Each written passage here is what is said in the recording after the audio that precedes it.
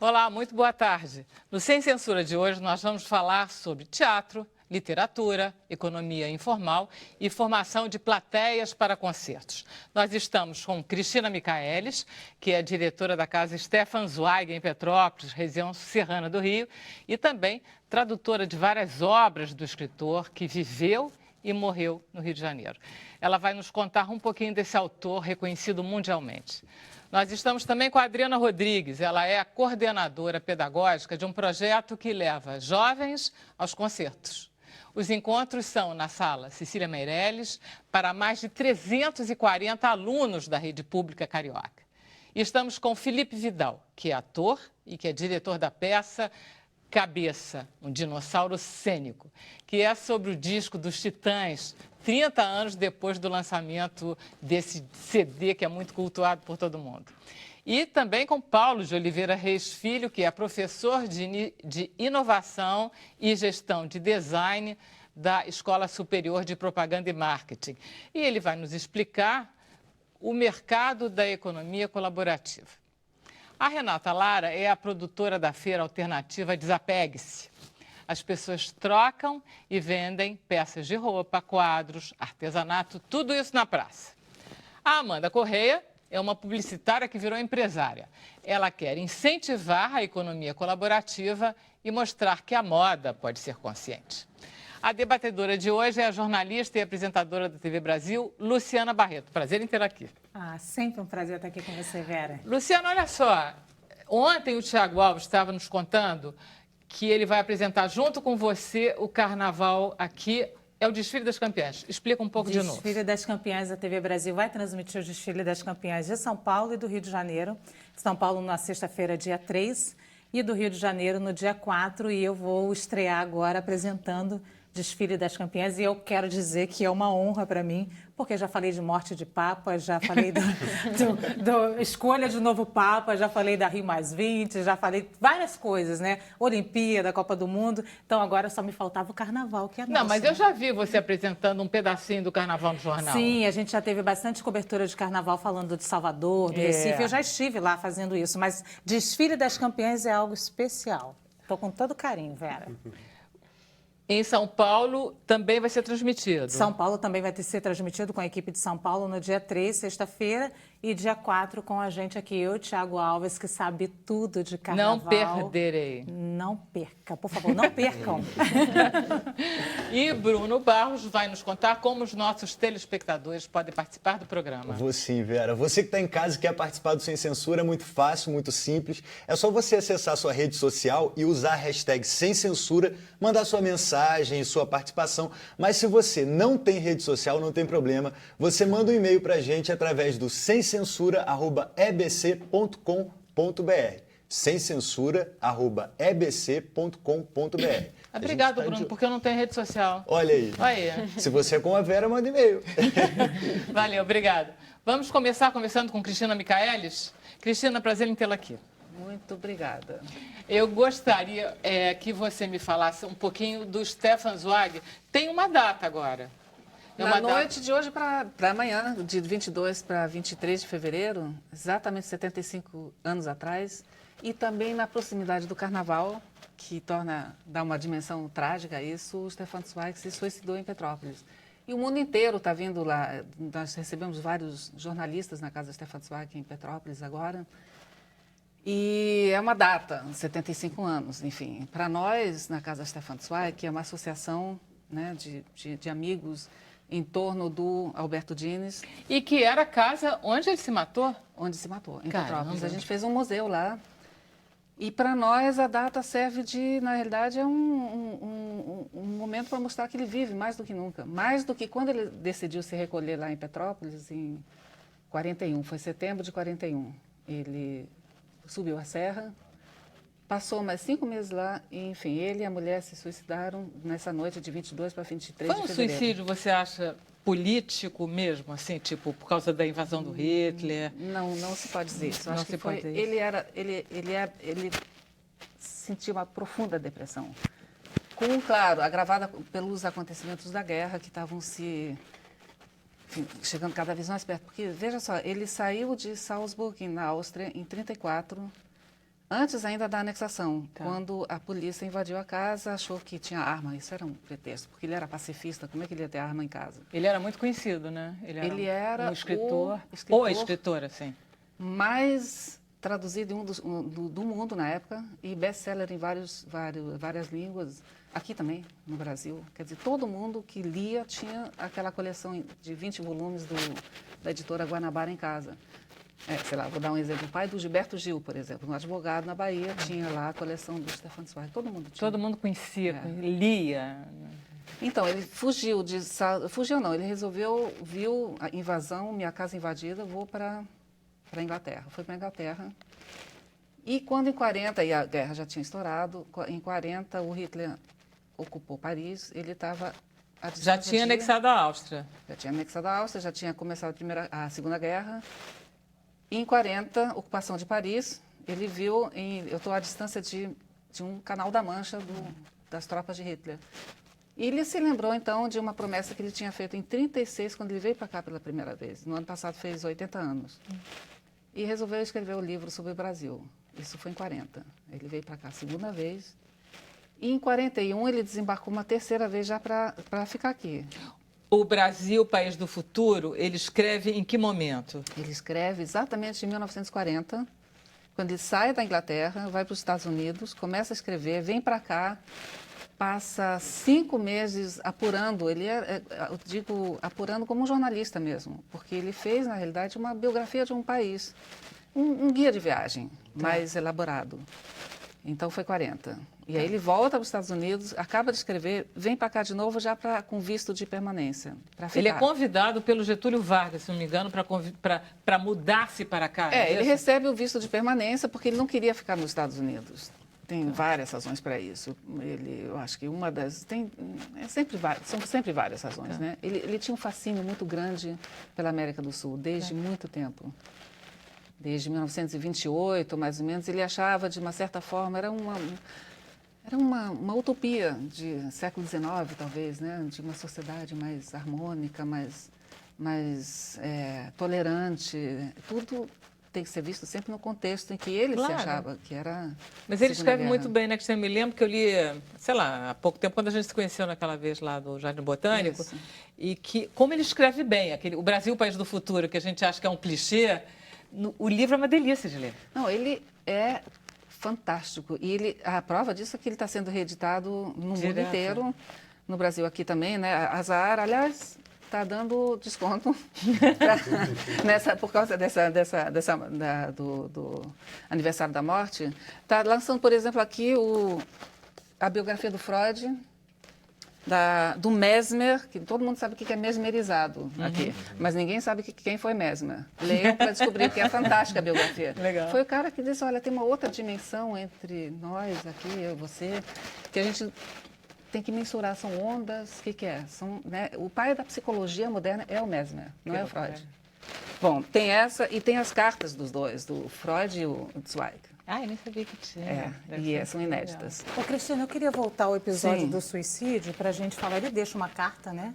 Deixa. E fica muito claro a questão da intolerância, do crescimento da intolerância ali. Você falou da depressão, mas fica muito claro aquele momento de crescimento da intolerância e o quanto isso era difícil para ele. E a gente vive um momento muito semelhante hoje, né, também. A carta é, assim, incrível. É uma declaração, são 21 linhas, das quais 11 são um agradecimento enorme para o Brasil, país que o acolheu, né? E as 10 últimas são dizendo que é uma coisa absolutamente lúcida dele, uma decisão lúcida, pessoal, e que no momento em que ele não consegue mais escrever na sua língua para o seu público, porque ele não podia mais ser editado na Alemanha, o Brasil, um país do futuro, em alemão, foi editado em Estocolmo, né? Então aquilo foi um negócio onde ele deixa claro, isso é uma decisão pessoal minha. Mas, claro, a intolerância já vinha, né, há muito tempo antes, tanto que acho que uma coisa muito importante é que nós vamos lançar agora em março, é um discurso que ele fez aqui em 36 chamado Unidade Espiritual do Mundo. Ele era místico? Não tem nada de espiritual enfim, místico. Espiritual no sentido de intelectual, digamos assim. O que naquele discurso tem duas mensagens. Uma, olha, povos do mundo, se vocês não se acharem um jeito de conviver, se continuarem se guerreando, vão perder, vão botar a perder tudo que a humanidade conquistou nesses 2000 anos, né? Roma, Renascença.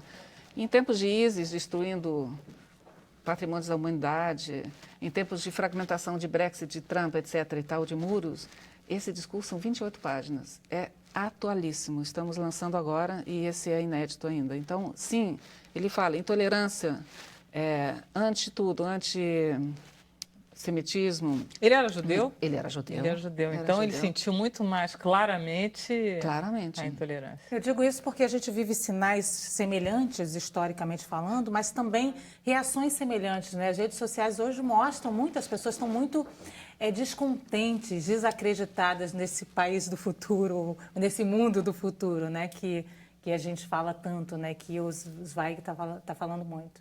Com certeza. E essa eu acho que na casa Stefan Zweig, em Petrópolis, que eu convido todo mundo a conhecer, porque é uma casinha pequenininha, não tem muita coisa. Tanto que a gente tinha uma casa pelada, sem nada dentro, o que foi sorte, porque a gente pôde inventar conteúdo, né, para preencher. E o que nós queremos lá é que tenha uma mensagem clara, anti-intolerância, anti-belicismo, pelo pacifismo, pela convivência e pela integração. Porque nós somos lá não só uma casa Stefan Zweig, e sim um memorial do exílio. Tem não sei quantos exilados, centenas, gente que inovou no design, por exemplo, são judeus, refugiados, ou não judeus, mas politicamente discordantes do fascismo, vieram para o Brasil e que oxigenaram a nossa sociedade nessa época de 33 a 45 de uma forma que acho que nunca mais teve. Como é que era a recepção dele na época aqui no Brasil em relação a esses discursos? Quando ele veio a primeira vez, ele escreveu para a primeira mulher dele, Friederike, eu me sinto um Charlie Chaplin. Assim, ele foi assim de popstar. Recepção fantástica, as pessoas conheciam a obra dele.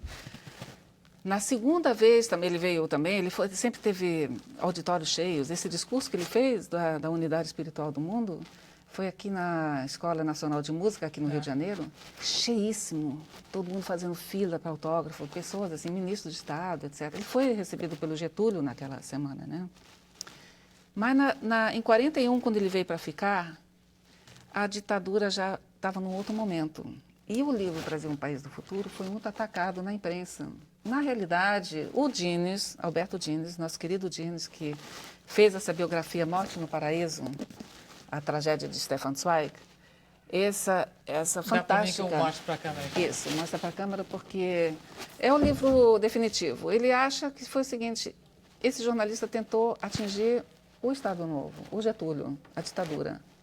E aí criticou coisas assim, que o Stefan Zweig era um milionário, umas coisas assim, meio assim. O fato é que teve 5 editoriais críticos a essa obra. Era como se ele estivesse apoiando no Getúlio Vargas, que era um ditador, e aí ele ficou mal visto e ele não tinha, na verdade, nada a ver com isso. Mas para o grande público, enfim, ele tinha um público leitor fidelíssimo, que está agora ressurgindo, né, com essas reedições todas. E com os filmes que estão sendo lançados no mundo inteiro.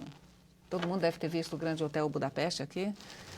E é todo inspirado, não num livro, mas na atmosfera assim, de fim de século. Porque a verdade, voltando à questão da intolerância, etc., ele era um homem do mundo de ontem, que é assim o nome da autobiografia dele, e que não conseguiu suportar as turbulências do mundo dele. Ele fracassou nisso. Ele veio para o fim do mundo, né? Que é Petrópolis, imagina, era uma cidadezinha bonitinha, porém...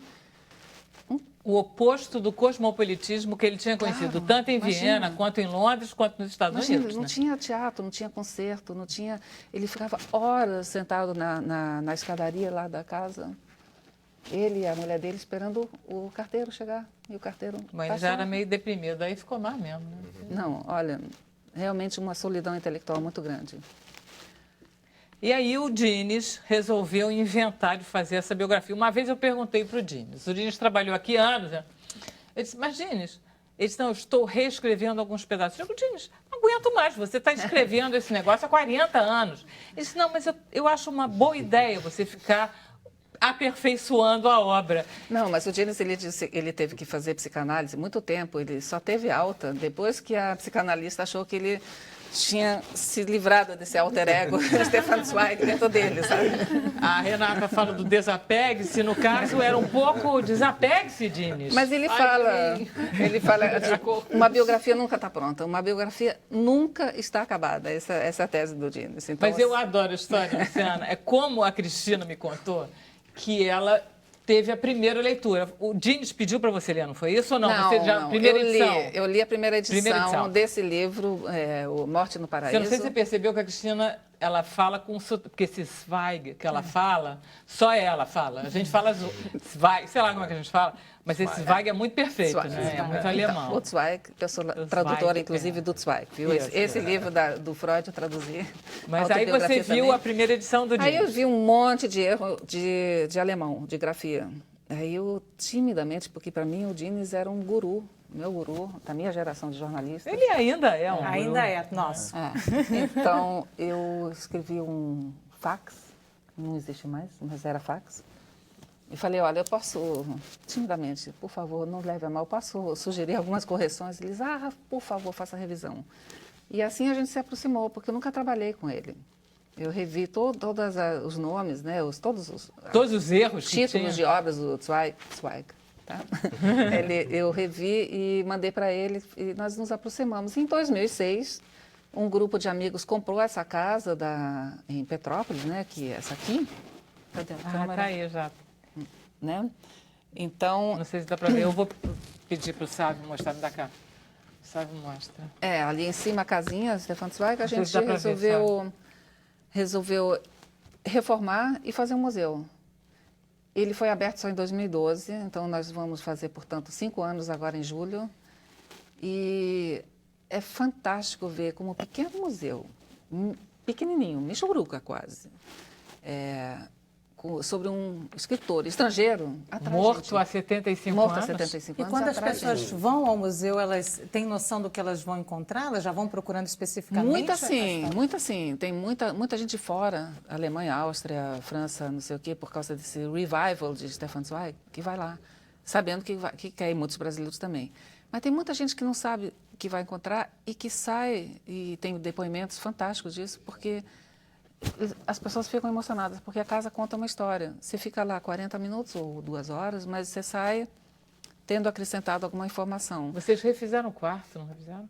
A gente fez o quarto, mas a gente não queria fazer uma coisa muito assim, que ele se suicidou, aquele turismo mórbido. Tanto que eu digo, hoje, 75 anos da morte, pessoalmente, não... Não é isso, né? Não é isso. O que importa é que ele esteja vivo e que a mensagem dele, porque além de escrever magnificamente bem aquelas novelas femininas, né? Medo. Cara, e os filmes tem filmes extraordinários. Foi um dos escritores mais transpostos para a tela da história da literatura, né? Que adorava música.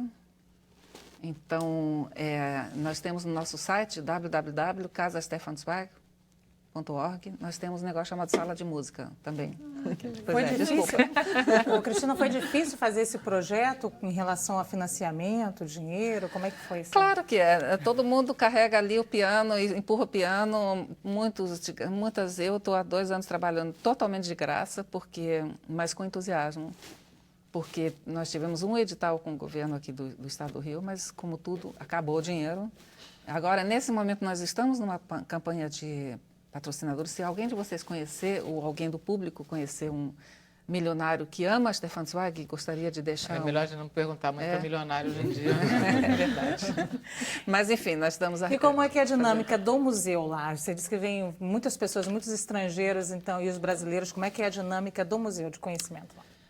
Então, nós abrimos sexta a domingo, de 11 às 5. Bom, isso. Nós temos muitos grupos de alunos, por exemplo. Né? Algumas escolas vão lá regularmente, todos os anos, de resto, a visitação individual. E nós temos um estagiário austríaco e uma gerente lá, e as pessoas mostram o museu. Eu acho ele muito bem localizado, porque você, na verdade, está ali perto da Coronel Veiga, você sobe imediatamente ali. Você não se perde em Petrópolis. Isso. Até de ônibus dá para ir. E nós resolvemos encher de conteúdo audiovisual e interativo, porque é isso, as pessoas leem cada vez menos, né? Quer dizer, esses livros aqui. Deixa eu só mostrar rapidamente o que a gente faz. A gente fez aqui a última agenda do Stefan Zweig, que é uma edição facsimilada. Nós pegamos ela todinha, todos os nomes, são 178 nomes que ele tinha. Quem foram as pessoas que ele levou para o exílio, para os seus últimos meses de vida? E nós fizemos um por um, descobrimos quem são as pessoas, que rede era essa, que Facebook era esse, que ele, que o acompanhou nesse exílio, nesses últimos meses de dureza. Muito Então, nós bacana essa fazemos, ideia. além de abrir a casa, de fazer oficinas de capacitação para professores, etc., nós fazemos também esse tipo de livro, essa conferência que nós vamos fazer agora, né?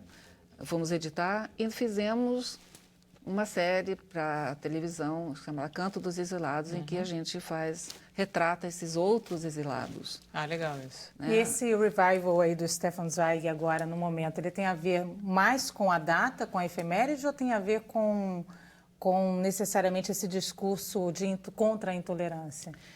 Olha, Ou está tudo junto? tudo junto, porque nesse momento, por exemplo, ele alerta, agora mesmo saiu no New Yorker, sei lá, nesses que a gente acha que são fantásticos, mas eu acho que a nossa imprensa também não está dormindo no ponto, ele alertava contra o cinismo, contra o discurso cínico. Nesse caso, o repórter se referia ao Trump, É o Trump, obviamente. Então, tem todo o ideário do Stefan Zweig, né, de alerta. Ao mesmo tempo, ele mexe com as emoções mais recônditas, Ele escreve profundas. muito bem, né, Cristina? Então, ele mexe com amor, ele mexe com emoção, mais do que o Thomas Mann, por exemplo. Eu confesso que, ao traduzir, dá vontade de cortar uns adjetivos, tem muito adjetivo. Mas não, isso vem direto do coração. A Cristina é uma delícia. Você está dando conta adjetivo do Stefan Zweig. Não pode, né? Tradutor não pode cortar. Não, porque o Thomas Mann já teria editado, um revisor. Não, aquela coisa muito mais Composta. consistente. Lindo também, não vou também já traduzir, mas, enfim. Então, ele escreve bem, ele toca em temas da atualidade, ele toca em sentimentos humanos que existem desde sempre, sempre existirão. Ele escreve muito bem. Bom, não por último, tem uma questão econômica, caiu em domínio os direitos dele, então ótimo isso. todo mundo está editando o Stefan Zweig. E os temas, com essa proximidade de conflitos, esse cheiro de conflito. Hecatombe que está no ar, né?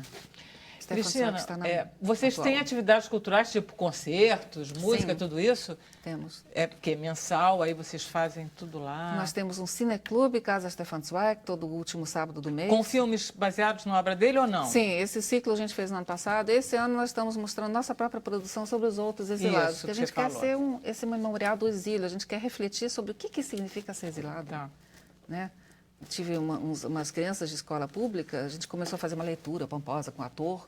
De repente eu vi que os meninos não entendiam nada. Eu perguntei, de onde você é?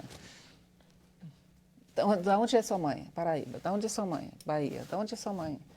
Pernambuco. Aí nós tematizamos essa coisa, o que significa você vir de um outro lugar, chegar em algum canto, ser recebido ou não integrado, de que forma isso se faz. Nós somos exilados quando a gente sai da sua casa, né? Então, a gente quer tematizar isso, exílio, etc., mas a gente faz concertos também, recitar. A casa se presta muito a recitais, assim. Né? Agora vamos falar um pouquinho bem do Dines. Isso. Porque o Dines, ele está aniversariando. Isso. Eu fui buscar a data, que eu não sabia. Eu sei que é 19 de fevereiro. Foi está domingo. fazendo a bagatela de 85 anos. Isso. Dines! É. Como é que se chega a isso? Então, e com o espírito tão eternamente jovem que, né, todos lá em casa somos todos apaixonados por ele, desde o meu marido, a minha própria e a minha filha. Então, ele faz todo mundo se apaixonar por essa coisa entusiasmada e sempre irrequieto, e não tem medo de polêmica, então de provocar. Então, isso é muito bom, é um exemplo muito importante para todos nós, principalmente nós jornalistas, né, mas acho que todo mundo. Então, parabéns, Dines, né? Porque... Parabéns, Dines. Eu tive a honra de conviver com o Dines, eu que novinha, todos os dias na maquiagem a gente se encontrava e trocava meia hora de papo. Então, assim, Era uma honra mesmo. Nossa, aprendi muito com o Dini. E ele me contaminou com esse cara chamado Stefan Zweig. Então, isso aqui é uma doença. Cuidado. Já começou a fazer Isso terapia, contagia vocês. Eu recomendo, mas é uma boa coisa. É engraçado porque o Diniz, que é uma pessoa muito reservada, inclusive, ele não é de falar dele mesmo. Ele começa o livro contando o contato que ele teve com Stefan Zweig. Qual foi, Cristina? Ele tinha 8 anos. Tem uma foto aí dentro, vai ser difícil a gente catar agora, mas é uma foto dele pequenininho, um monte de alunos. Imagina, um monte de aluno botar aquilo tudo em pezinho, coitado do fotógrafo. E tem um que está assim, olhando assim, prestando atenção naquele casal lá embaixo, que é o Stefan Zweig e a mulher dele, que foram visitar a escola judaica, né, em Vila Isabel. E aquilo impressionou. E 2 anos mais tarde, ele recebe fresquinha a notícia do suicídio, né, ocorrido há 75 anos, porque o pai dele era um dos líderes da comunidade judaica aqui do Rio. Então, ele acompanhou aquele zum, aquela coisa, enterra, não enterra, pode enterrar um suicida, não sei o quê, aquela coisa toda. Tinha uma discussão na época engraçada, né? Aliás, não sei se até hoje tem. Tem. Tem? E acharam Ainda? um rabino que fez isso, então um rabino mais avançado. E aquilo ficou na cabeça dele. Ele tinha, obviamente, a obra completa do Zweig na casa dele. Então, depois uma das várias pausas na vida dele, profissional, acho que quando ele saiu do Jornal do Brasil, ele resolveu, agora eu vou escrever essa biografia. Porque mexe com muita coisa dele também. Diniz também é um judeu, também de gente que emigrou para o Brasil. Então, tem a identidade cultural, tem as questões do tempo dele, né? Essas maluquices dessas guerras, a Guerra Civil Espanhola, a Segunda Guerra, tudo que veio depois, os nossos tempos, os sistemas políticos. Eles são contemporâneos de um pensamento, de uma certa forma, de uma realidade, né? E tem essa vastíssima cultura europeia. E os dois escrevem bem. Bom, exatamente. Obrigada, Cristina. Muito obrigada. Bom, nós, então, vamos para o intervalo, mas a gente está esperando que vocês se manifestem, ok? Depois do intervalo, a gente continua a nossa conversa. Até já.